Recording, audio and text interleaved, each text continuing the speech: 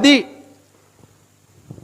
అమ్మా నాన్న ఉంటే పోయినా పర్లేదు, అన్నదమ్ముల బంధం ఉన్నా పోయినా పర్లేదు. డబ్బుకున్న లక్షణం ఏంటో తెలుసా? డబ్బు ఎంత అవసరమో ఆ డబ్బే అంత కీడు కూడా కలుగ చేస్తుంది. కాబట్టి ధనమున్న వారు చాలా జాగ్రత్తగా ఉండాలని ప్రభు చెప్పారు. ధనవంతులు అవ్వడానికి ఆశ కలిగిన వారు శోధనలో పడతారంట, ఉరిలో ఉంటారంట, అవివేకయుక్త హానికరమైన దురాశలోకి వెళ్ళిపోతారంట. ఇటివారు మనుషులు నష్టంలో నాశనంలోకి ముంచేస్తారంట. అందుకే ఇక్కడ ఏమన్నాడంటే విశ్వాసులు అట్టు ఉండకూడదమ్మా అని మొదలుపెట్టాడు. ఏమని? ఎందుకనగా 10వ వచనం, ధనాపేక్ష సమస్తమైన కీడులకు మూలము.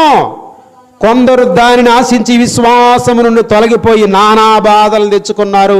కొంతమంది అయితే పొడుచుకొని చచ్చిపోయారంట.